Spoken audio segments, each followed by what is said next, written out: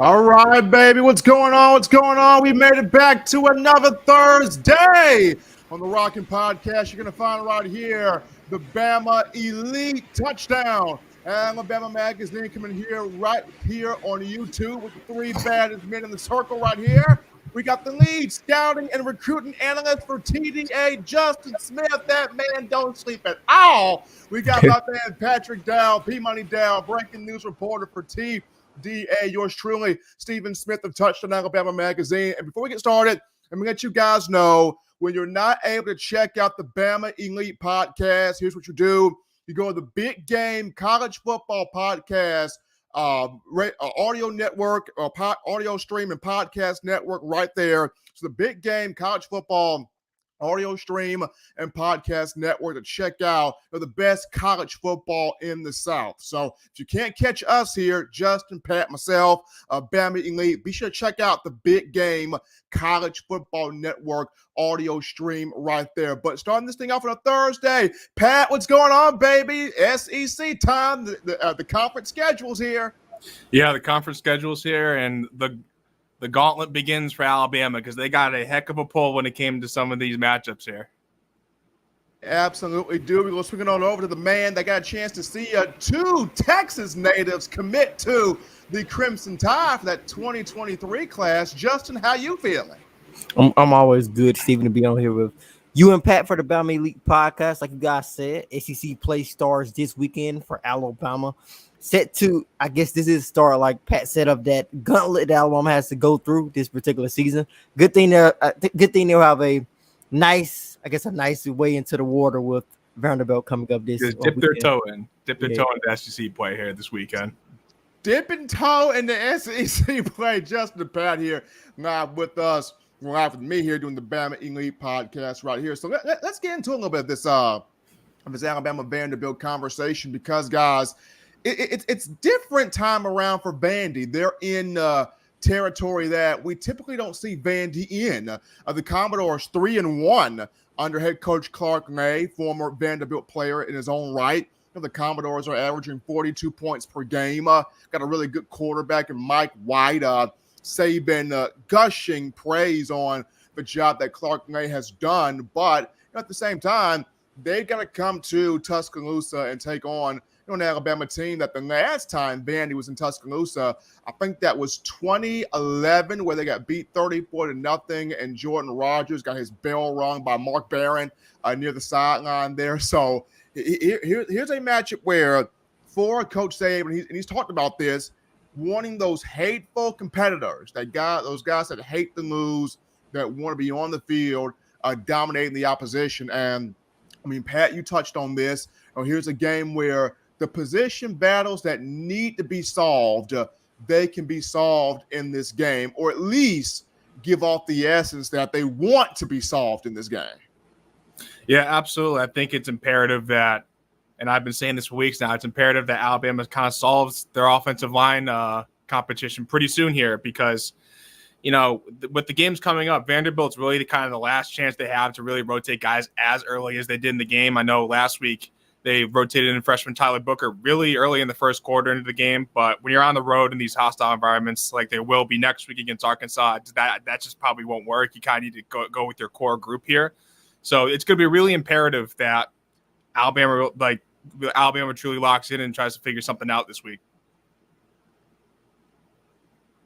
Yeah, I think it's going to be important for them to figure out that offensive line, of course, continue to gain some chemistry with the wide receivers because they are growing. So let's see what these wide receivers can do in terms of creating separation because, if you are Vanderbilt heading into this matchup, what Nick Saban has said has given Alabama problems on the offensive side of football is that split safety look. So if I'm Vanderbilt, we rolling out that. They have struggled against that. So, let's stick to that formula if I'm on the defense side of football for Vanderbilt. So I'm interested in seeing how Alabama's wide receivers continue to gain chemistry with Bryce Young as they continue to get more comfortable with one another, and most importantly, gain some confidence from Bryce Young. I think that is something that is lacking, especially with them holding on to the football. Because, if you got a guy who you feel is going to go up and get the football, I'm going to throw him the football his way and give him an opportunity to go up and get it. But Bryce Young hasn't given a lot of these guys those type of opportunities. So I think confidence will be huge moving forward for Alabama's offense when it comes to the rest of this season and most importantly this upcoming game. But I'm really interested in seeing Alabama's defense performs as well, because if you look at any statistics, Alabama's defense is ranked pretty high in terms of the stats. So his defense has an opportunity top 10 in a few areas, Justin. Top 10 in a few areas. Yeah, top 10 definitely in a few areas. I think they're top 10 at least overall in over all of the different categories. But those are stats, and that's on the stat sheet and everything, and that is on paper. But I think this defense has an opportunity to continue flourishing. But I'm really excited to see how Alabama's offense continues to try to put things together in terms of the pass game. I'm excited for the confidence, like you guys mentioned, that the offensive line can gain, the confidence that the receivers can gain, the confidence that the running backs can gain. Because I definitely want to see Alabama get into this with, you want to put Jahmyr Gibbs out there, absolutely. You want to put Jace McClellan out there, but I want to see them get into, having Roydell Williams out there even more, having Trey Sanders out there. Jamarian Miller showed me a little bit more, and the pinball ability that young man has as a freshman kind of reminds me a bit of Josh Jacobs when he's out there on the field, so the running back room as well. But going back to defensively, I want to see here, opposite Terrion Arnold, who really says, Saban, this second corner spot's mine? Is it Kool-Aid McKinstry? I know Kyrie Jackson's dealing with a little with that ankle sprain that happened against ULM. And then you've got, Eli Ricks. Everybody's just waiting, like, when can we see Eli Ricks on the team, on the field with the first unit of defensive backs? And, of course, you got Jock West Robinson at number 4. So behind, on the opposite side of Terrion Arnold, which cornerback goes, enough is enough, Saban, this is my job, and he goes out there and that player performs and plays like it's their job. Also, I kind of want to see, behind, Jaheim Otis. Saban talked about Otis has been playing well at that nose tackle position, wants to see more growth from him, but he's playing well. Who behind him? I know DJ Dale, the experienced guy, but do we see a bit more of Tim Keenan getting out there a bit more, Damon Payne Jr. getting out there a bit more? So we're seeing some positive from Jaheim Otis, but other guys getting into that rotation here against Vandy. So it's going to be interesting. Tim Smith also at that defensive end spot. Want to see more from him, getting acclimated, pressure to the quarterback, getting a sack or two. So it's going to be fun to watch this defense continue growth, as Justin mentioned, but offensively, confidence in all phases, offensive line, running backs, receivers, Bryce Young having that chemistry with those guys, continue to develop that, but tight end too. I mean, Saban talked about Amari Niblack in the press conference yesterday, saying, hey, this guy made a couple of big plays against ULM. We got to get him the ball more too. So it's a great problem to have. It's just when you're starting SEC play, you want to make sure that you hammer all those points home there, Justin. I think in terms of the defensive side of football, just piggybacking off of what you said, Steve, in terms of that second corner, I don't think Kool-Aid McKinstry is going to go anywhere anytime soon. I think Alabama has a lot of confidence in him in terms of how much game experience he has compared to those other guys. Although he's a sophomore, he has a little bit, I think he has a little bit more game experience than all of those guys battling it out with him at that cornerback position. I know he got beat a couple of times against Texas. Jordan Whittington, I believe, in particular, gave him some trouble in terms of route running and beating him, but I think that's part of being a cornerback. You're going to get beat. You see it watch the NFL every Sunday. Some of the top corners in the game get beat easily. I think you just have to have that short memories. So I don't think Kool-Aid McKinstry is going to go anywhere in my mind. I think Terrion Arnold may be still on the hot seat, although he's played really, really well. Confidence is growing. I think confidence is so important as a cornerback. So I think the cornerback competition as a whole is just going to continue. We'll see how that shakes out. But I think all those guys are definitely still in the mix. But I think Arnold and McKinstry may have a leg up on the competition, at least at this point in time. I would love to see Eli Ricks get an opportunity to get on the field and show that he is definitely still a dog in this race to get on the field. So I'm really interested in seeing how the cornerback position shakes out as well, along with, like you said, the defensive line. We'll see how things go in terms of gaining some consistency there, because I think they have a deep rotation when it comes to that defensive line. I think they have a couple of guys, although, like you said, they went up against teams that they can sub out a lot early and often. I think the defensive line position is going to be one of those rare positions where we may see them continuously try to sub in and out. Maybe not as deep as going into like third and fourth string guys, but I think they will have an opportunity to do that against some ACC teams up this upcoming season. Yeah, I think they're going to have to rotate up front on the defensive line. You got to keep those big guys fresh, especially late in the game. I know it's always better to have a fresh pass rush in the fourth quarter, but in terms of the cornerback competition, I almost think it's come down to Terry Arnold and Kool-Aid McKinstry's jobs to lose, just because of what's kind of transpired the last week here. So Kyrie Jackson, we know, has a high ankle sprain. He's kind of day-to-day. That might push him back a little bit. And, we're just not sure about Eli Ricks. Has he practiced better? Well, I guess we'll find out if he gets in the game earlier, what his situation is. But I think Kool-Aid McKinstry has the most experience in this system, like Justin noted, and Terry Arnold has probably performed the best out of the group so far this season. So I think it's kind of come down to Kool-Aid and Terry on if they were only gonna play two guys and never rotate. Those would probably be the two guys that Alabama went with moving forward. Before we get even deeper into the Vanderbilt conversation, this actually was a thought that hit my mind, Justin. And it's so in terms of corners, Alabama brought over Travaris Robinson from South Carolina, footprint in the SEC, coached at South Carolina, coached at Auburn, coached at Florida, played at Auburn, played in the NFL for a little bit, outstanding recruiter. He got thrown into the team cold tub celebrating his birthday there. The team threw him into the tub there, into the pool there.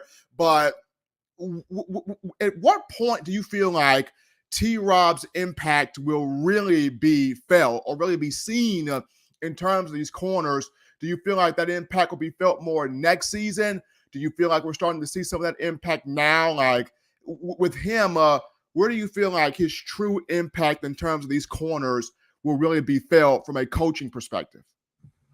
Well, he's been there for a good amount of time now in terms of some of the things I'm pretty sure that he has taught them, because that's a defensive backs coach. And that's a position coach in general. You teach guys pretty much the little things about their position. You teach them the technique, I guess not really little things, but like the deep detailed things about their position. But also Nick Saban also has his hands deep into that secondary room, as you know, Nick, Steven. Every time we see a practice video, Nick Saban is working with the cornerbacks in particular, and when it comes to the drill. So I think it is a little bit of a mix. I think if you become a defensive backs coach at Alabama, you kind of know, this is Nick Saban's group too. Of course, I am a position coach, but he is also pretty much I guess you're kind of the assistant position coach if you are a secondary coach, specifically at that cornerback position when it comes to Nick Saban. So I think we're going to just have to continue to watch, see how his impact starts to show. But I guess Nick Saban gets to take some of that credit as well. Go ahead, Pat. Oh, yeah, I was just going to say, I think it's going to be tough. So in terms of position coaches, I kind of almost feel like, especially in the first year, it's a little tough to judge in season because you kind of got to see how the players progress down the line, especially when you have someone brand new who's handling the coach, because the players have to get acclimated to him too, especially guys who've been in the program like Kool-Aid and Terrion. And then Eli Ricks coming over, and also Kyrie, but then also Eli Ricks coming over, learning the new system. And then, so I just think there's a lot of moving parts. And I think that Travaris Robinson's impact on the players will be seen in the weeks to come, but I think you can tell early on and how good at recruiting he's been. So I think just in terms of on-field play, it's going to be a couple of weeks. It's always kind of difficult to judge these first-year position coaches, I think. Brian Oswalt writes into the show here, Alabama needing to simplify the scheme. It's not the X's and the O's, it's the Jimmies and the Joes. It's the players on the field. They got to execute those things. Brian Oswalt writing that into the Bama Elite Podcast. Well, guys, we saw something cool this week on practice film, though we cannot be at practice. The cool thing we saw, number 13, Aaron Anderson was out there going through some drills, catching some balls, working with Bryce Young and the group of wide receivers. Anderson, who had a knee issue in summer workouts, didn't quite happen in fall camp, happened before fall camp, and Saban named him as one of the 4 or 5 freshmen that had little nagging injuries and didn't quite know at what point would Anderson make it back, but he was in practice this week, switched his number from 82 to 13 during summer workout. So, and a guy that does have that type of speed that the fans want to see on the field. Justin, you covered him heavily at Edna Carr High School in New Orleans, Louisiana. So just flipping this over to you, Jay. I mean, Nick Saban, we saw this against Utah State where Cam Latu was good. His knee was healthy. He was set to go. But Coach Saban was like, it's Utah State. We don't really have to use you right now. Let's just keep you sitting down and bring you back next week when Bama plays Texas. We can look at Aaron Anderson. And I mean, how do you see Saban going about this one, Justin? Because Aaron Anderson could play. It could be a big impact here. But do you think he takes that field, Bryant Denny against Vandy here? I think it all depends on how comfortable he is in terms of coming back from that injury, because so much of what he does well is hindered by that lower body injury. He's an explosive wide receiver, and I think something that is kind of missed, I think, in college football, just football in general, is wide receivers who play in the air, guys who are going up and get to football. I think a lot of the times that gets looked over, and Aaron Anderson is one of those guys. Of course, everyone loves the speed. Alabama needs some speed on the field to stretch a defense out, but this is a guy who can go up and get the football, dangerous with the football in his hands, has that elite speed. I hate player comparisons. I'm not a big fan of them. I know a lot of people have been just waiting to see when is the next Jalen Waddle coming to Alabama. This guy may be Jalen Waddle. JoJo Earl may be Jalen Waddle. I heard a lot about the JoJo Earl. Personally, I wasn't a big fan of that comparison because I did not see Earl play in the air as much, because Jalen Waddle will go up and get the football down the field no matter where it's at. I think I didn't see that type of all-around athleticism from JoJo Earl. But Aaron Anderson is a guy who I've seen it from. That is why I titled his reaction video Jalen Waddle 2.0. Although I hate comparison, I wouldn't say he's the next Jalen Waddle, but he's Waddle, Tyreek Hill-ish in terms of that explosive all-around athleticism, guy who can go up and get the football, that's going to fight for the football, dangerous route runner, great speed, has that short stature with like that build, that similar build to those guys. So I'm really excited to see if he can possibly get on the field. But that lower body injury is going to hinder what he does well so much. So we will have to see if he gets on the field. But I am really high on Aaron Anderson, and I am excited to see him on the field. I was really hyped when the Crimson Tide got a commitment from him just based on his skill set. Yeah, Aaron Anderson's definitely a talent. I mean, Alabama needs all the help it can get at the receiver position. But in terms of if Aaron Anderson's going to show up and play, I mean, who really knows? Because Nick Saban, is a guy and he mentioned during his press conference, he's not big on the injury reports updating anybody, but I think he's wildly inconsistent in following his injury reports. I know even looking back to week 1 against Utah State, there was no clarity whether Emil Ekiyor was hurt or whatnot, but he missed several days of practice leading up to the game that was not shared. We don't know the reason why he missed practice or anything like that, but he got frustrated when we asked about his absence. So who really knows if Aaron Anderson will show up and play this game? I know Alabama needs the help, and it is Vanderbilt. So I guess we'll just kind of wait and see if he's actually going to get on the field and play. Yeah, most definitely. I think that's something that we will definitely keep our eyes on. Aaron Anderson, of course, see if he can come back. If any of those guys can come back pretty soon. But I think Nick Saban is, of course, you keep it in the back of your mind in terms of who is injured and who is not injured. But I don't think he has all of his attention all the way there, because you have your head coach. Everything is your attention is pulled in so many different directions. I remember he got asked about the Cameron Latu injury. He was like, I don't know what it is in particular, but let me come back to you. I think the next press conference he brought up, say, I know what it is now. But I think it goes a little bit here and there in terms of the injuries. Yeah, and I mean that injury list has gotten pretty long, especially in the receiver department, whether it's Harrell, Earl, Anderson, and they also had a bunch of freshmen in too who showed up injured to fall camp. So I do get it. You don't want to tip anybody off, but it's just it's a little difficult, just when it's a little bit withheld. But I guess we'll just kind of see with Anderson. But like you kind of mentioned with Cameron Latu, just to piggyback off that and what Steven said earlier about Amari Black, I think those two guys will be leaned upon. I have kind of got to be leaned upon even more going into the weeks to come, just because they're their mismatched nature, especially if this receiver room is going to continue to be banged up. They kind of got to explore different options in their offense, especially to get this passing game going.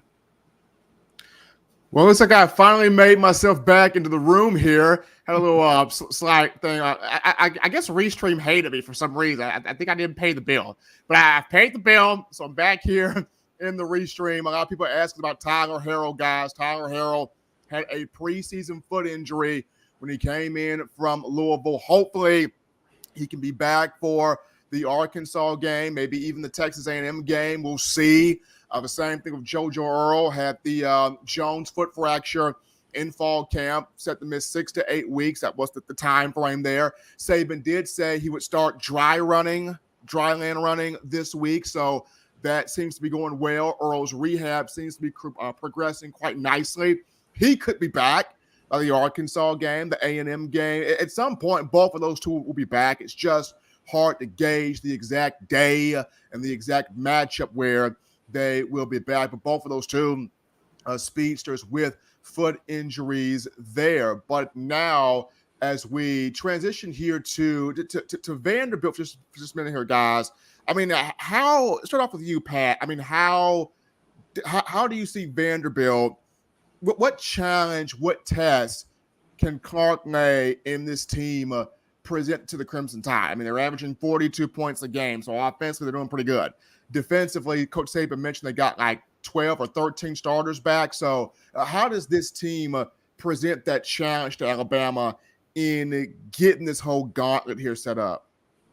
Yeah, like they're like Dick Saban mentioned, they're very experienced in the defensive side of the ball, and Alabama's offense has proven to get stagnant in games. So maybe, I mean, that's gonna be difficult in and of itself to kind of jumpstart the offense against a very disciplined and experienced group on defense. But in terms of Vanderbilt's offense, I know they put up a bunch of points, but I wouldn't exactly say they played top tier competition either. They played against Wake Forest. I'm pretty sure they lost by about 20. And also they got a freshman quarterback, AJ Swan, who took over the quarterback position last week against Northern Illinois, threw 4 touchdowns. But whether it's Swan or Mike Wright who's coming into Tuscaloosa, I mean, if you're going to run with a freshman quarterback in Bryant-Denny Stadium against a very experienced defense like Alabama's that has a relentless pass rush led by Will Anderson, I think that's a difficult recipe. I think that's a difficult recipe for success that they're trying to achieve. Yeah, they definitely have it. Yeah, you definitely have some young guys in terms of signal callers. If you definitely go with a freshman Bryant-Denny Stadium, and at the end of the day, I don't think Vanderbilt has the athletes to keep up with Alabama. I think it's that simple. I think going back to that Texas game, I know a lot of people kind of looking over the Longhorns, but I think that is why I felt that game could have been close, because Texas has the guys. Unfortunately, Vanderbilt does not have the guys. So I think that is, at the end of the day, that's probably what it is going to come down to. But in terms of how Vanderbilt will attack Alabama on offensive side of football, like Pat said, they pass the football a lot. They have had some success on passing the football, but they're pretty balanced. They've had some success on the ground as well, but they're pretty balanced offense. I think Alabama's going to have a pretty balanced attack to deal with. But I think at the end of the day, Alabama should have things under control. But I think the thing that Vanderbilt probably the biggest challenge probably will be them doing the same thing that other teams have done to Alabama earlier in this season. Because if you are Vanderbilt, you've seen the film that worked for them. Let's try it out. At least that's a start in terms of their game planning. So, like I said, you may see that split safety look in terms of Alabama's offense. If on Vanderbilt's offense, to try to neutralize Will Anderson as much as possible, try to take them away from the game, at least so we can get time to pass the football, because you give Will Anderson and Dallas Turner an opportunity to just basically develop a pass rush, you're going to be in a lot of trouble. So I expect to see Vanderbilt doing a lot of things in terms of getting the football a lot quickly, rolling away from Will Anderson, trying their best to neutralize the most dominant player in college football.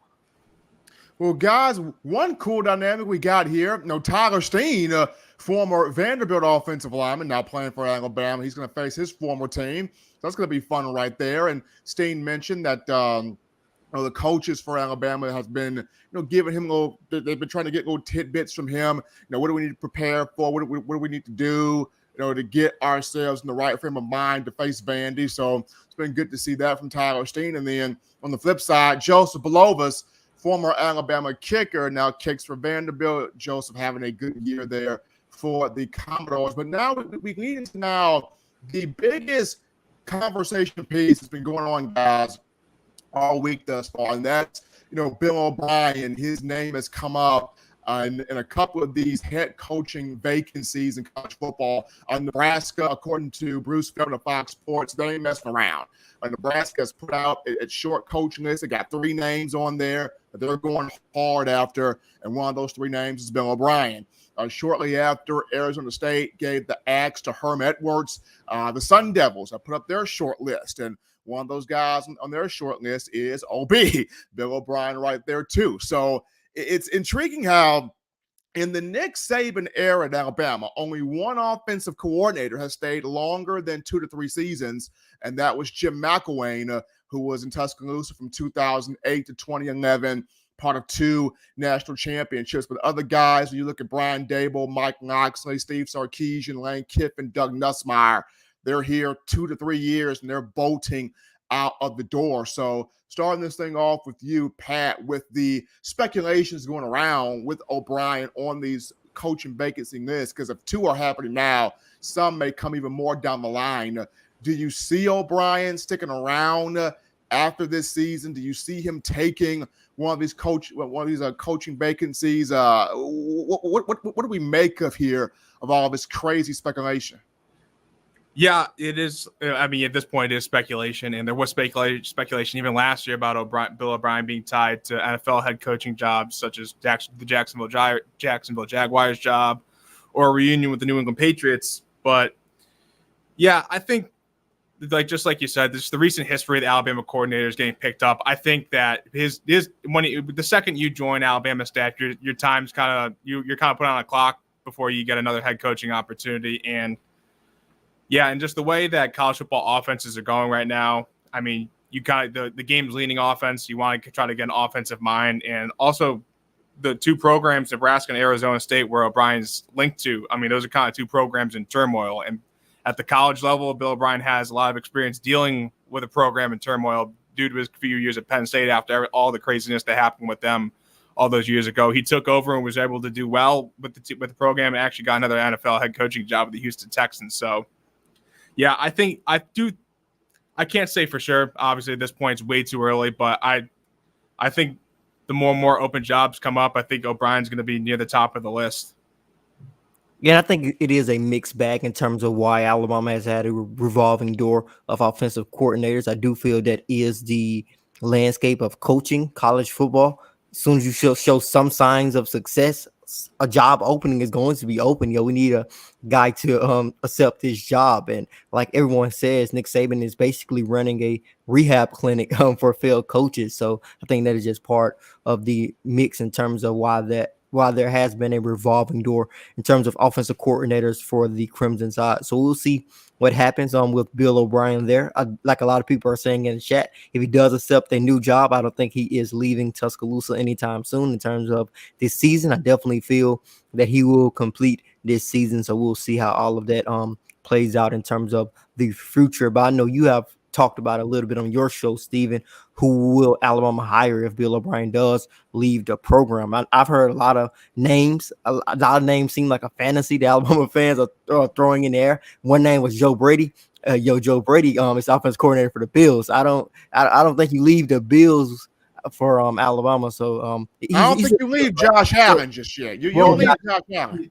So he's not technically the offensive coordinator with the Bills on the offensive staff, but he's in the NFL. And it's always kind of tough with some of these coaching positions to kind of walk away from the NFL. I know Alabama was able to get Brian Daboll from the Patriots because he was the tight end coach 2 years back, but it is really tough because Joe Brady was an offensive coordinator with the Panthers beforehand. So if he's doing well with Josh Allen, that may even lead to another NFL job. So it's always kind of tough to balance to see kind of what other prospects he would have, what other kind of job prospects he would have.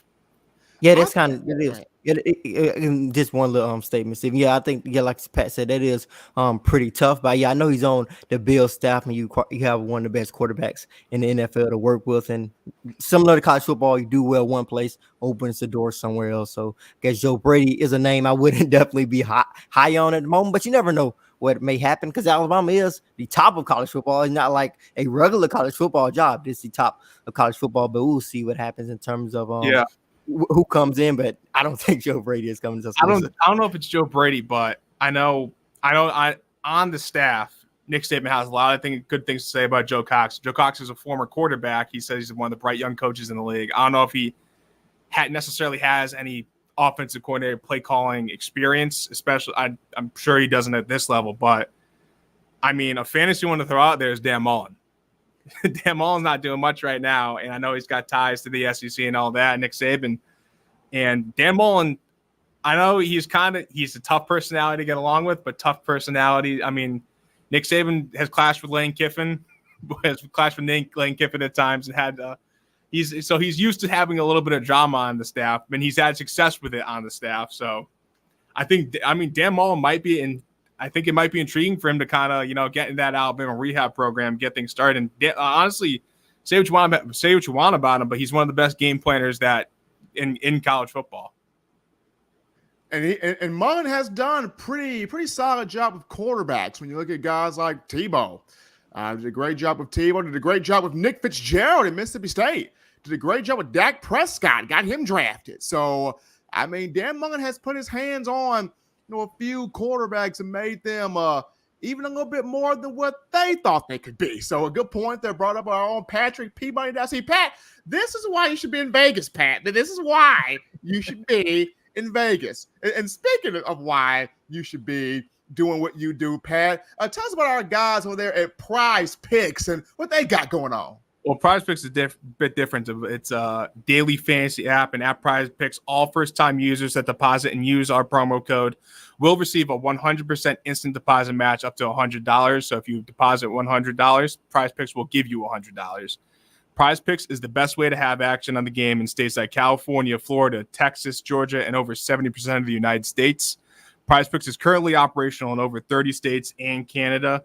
So how does it work? You pick 2 to 5 players, and if they will go score more or less than the Prize Picks projection, you can win up to 10 times your money on any entry.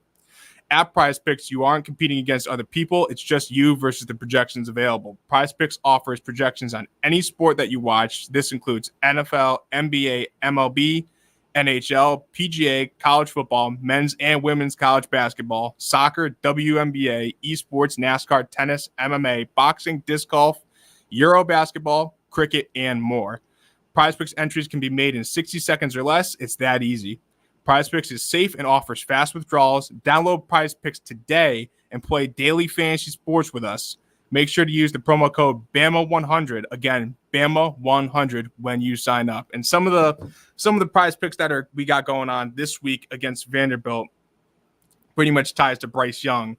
And within the projections, Bryce Young is set. And the ones that are intriguing to me, at least, are one that is Bryce Young over more or less than 15 and a half rushing yards.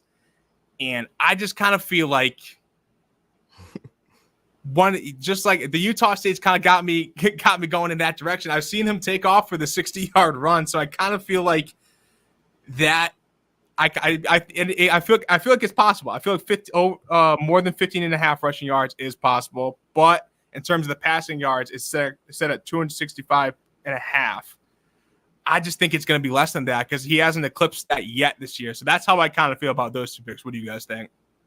I agree with that, Pat. My thing with Bryce is when he's about to run, he kind of stops and looks back, and I'm like, if you're gonna go, just go. I mean, that's my thing with Bryce. That's my thing.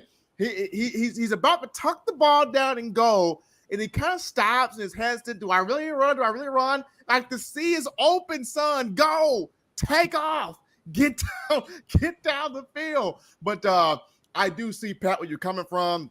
I can see the more in terms of the rushing yards, just due to he does possess that ability. We saw the breakout moment against Utah State there.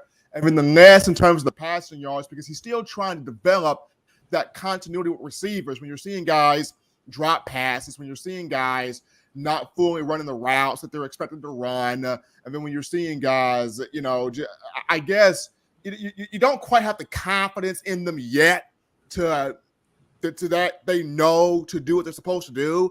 I mean, the one guy that Bryce has that confidence in is Trayshawn Holden, but those two go back to, camp things in California. So I can see, Pat, where you're coming from with our guys at Prize Picks. Yeah, I can definitely. I definitely agree with you on with everything, Pat. But that is what makes Prize Pick so fun. I think the rushing yards is always going to be one for Bryce because it's like Always so low enough to where it's tempting.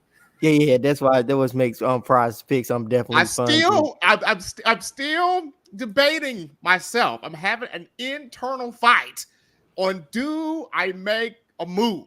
Do I make a choice on any of these? I'm having an internal fight with myself. Yeah, I think that another thing that really makes the Bryce one really difficult because Vanderbilt has to put pressure for Bryce Young to run football. Is there no pressure or no one open? That is when Bryce Young seems to run the football. Like he's gonna wait it out. If you give him time, he's gonna I'm gonna wait till someone is open. I feel like there's almost two schools of thought when defending Bryce Young because you can drop 8 and rush 3, and sometimes he kind of holds onto the ball a little bit too long, and he kind of takes some bad sacks sometimes. Yeah. So that could kind of screw up. The rushing yards, just because the negative yards would count against it. But when you do send the blitz like Texas did, I mean, he can escape and prance 20 yards down the sideline. So it's always kind of difficult to kind of judge what exactly he's going to do. Yeah, but I know Bama fans are knowledgeable fans, love Alabama football. Of course, have some fun with Prize Picks. That promo code Bama100, when you make your first deposit, they're going to match it. So get an opportunity to get that your deposit match with that code Bama100. Download the app, a fun app, Prize Picks Daily Fantasy.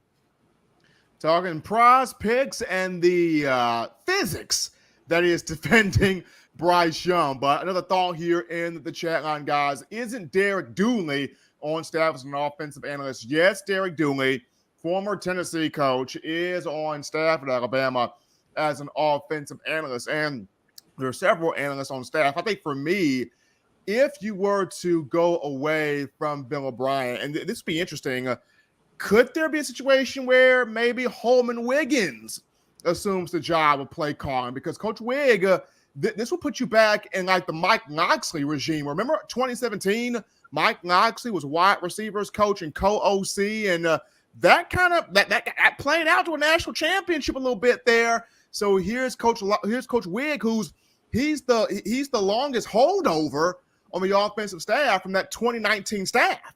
So you could have Coach Wigg, who's done a great job with these wide receivers. He's put Judy first round, Smitty first round, Henry Ruggs first round, though Ruggs not in the league now. Put Jamison Williams first round, put John Mechie in the league. So Wigg has done his job.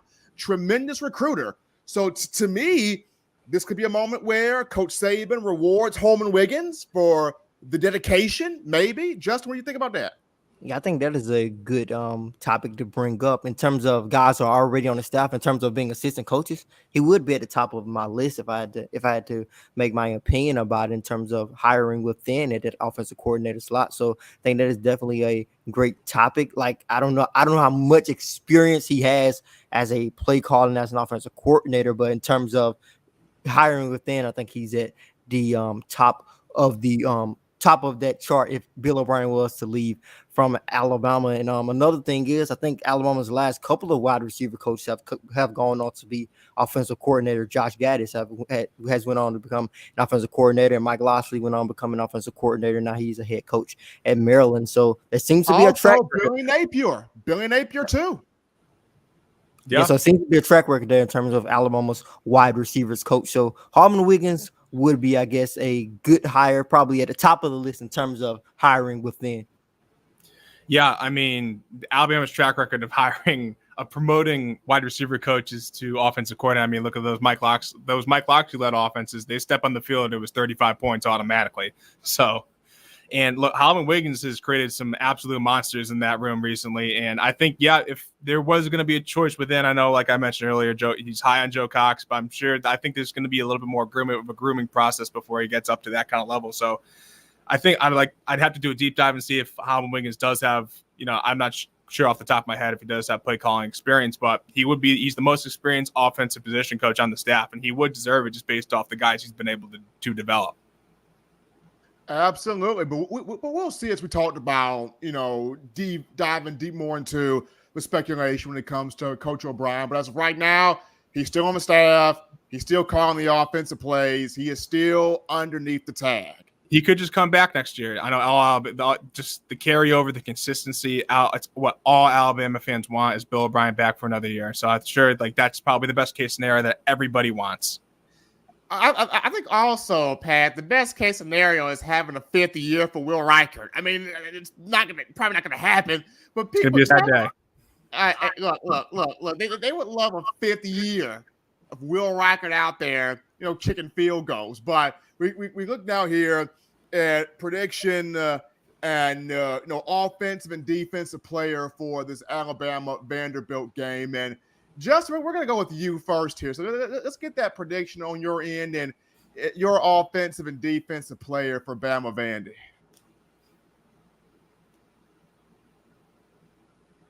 You are muted there, Justin. Yeah. I don't know the line off the top of my head in terms of everything, but if I had to make a prediction, most likely going to go with the first thing that comes to mind. 52-7. That's what I'm thinking around that score range in terms of things. In terms of players of the game, I think that's really interesting as well. I wanted to go. I think I went with Eli Ricks a couple of weeks ago. I think when I went with him, he didn't even touch the field. So I hope I don't jinx. I hope I don't jinx anyone else. But as far as my player predictions, offensive player of the game, I would go with Jahmyr Gibbs. I think he's been consistently who he is every week, consistently catching football out of the backfield. I think he definitely is going to have to be a part of Alabama's improved run game as we continue to try to see if they're going to have some more success on the ground. So offensive MVP, going to go with Jahmyr Gibbs. On the defensive side of the football, I think I'm going to go with Henry Toto. I'm going to give Henry some love. He had a good game last week. He got home on a couple of sacks. I know a lot of people are down on Henry Toto. I'm going to no reason. Throw him some good luck his way. I know Nick Saban talked about him at the press conference earlier this week, saying how knowledgeable he is at a football game. So I'm hoping that he has an improved, in fact, carry some momentum from that Louisiana Monroe game in terms of making plays and leading Alabama's defense. Henry T getting that big up from Jay. I like that. Justin, honest to God, those were the two picks I also had for players of the game for all the same reasons. We're riding together on that. But in terms of the score of the game, the spread is 40.5. And I say this every week. It is a ton of points, but you don't get rich betting against Bama. So I think they're going to find a way to get their points up. And even though, look, I was critical of their offense last week, they still scored 63, especially if they get the boosts like they have been getting from the special teams units. I think they'll find a way to win big in its first game in conference play against Vanderbilt. So on my end here, I got the score. And I've been kind of wrestling with this, but I've come up with 45-10. I came up with 45-10 here as my final 45-10. Now, offensive player of the game, I'm going to go tight end, Cam Latu. I think they find a way to get Cam Latu going. They get him involved early. I like Cam Latu, offensive player of the game. Defensive player of the game, it's Jaheim Otis time. I think Jaheim is going to have a massive game. I think he could have a game where he can get multiple sacks. He could get multiple sacks. He played really good against ULM. We saw against Utah State, he took the whole half of an offensive line out. I think Jaheim is continuing to grow. So I like Latu and Jaheim Otis there, fellas. Yeah, like we mentioned earlier, they're going to have to get the tight ends involved at some point. And like Latu, I mean, we see how dynamic he can be. He caught 3 passes on one drive against ULM on the play on the drive before the half. So getting him involved, I think, is going to be imperative. And yeah, I'm with you on Jaheim Otis too. I don't even think he may not have the stats, but all the dirty work in the middle shouldn't go unnoticed. Like taking up the entire offensive line, that kind of. So he is a bit of a dark horse for defensive player of the week for me too. Yeah, I think those definitely solid picks by you, Steven. I really like Otis as of late. I think the thing that really surprised a lot of people, you see how big he is, but he's really quick for a guy that big, and I think that is why he's on the field now as a freshman. So yeah, solid picks by you. Cameron Latou coming on more and more, getting more comfortable after missing some fall camp with that injury. And like I always say, he's the best per tight end on their roster at the moment, although Martin Black is coming on. But overall, Cameron Latou is the best tight end in terms of being a blocker and being a receiving threat. So yeah, some nice picks by you, Steven.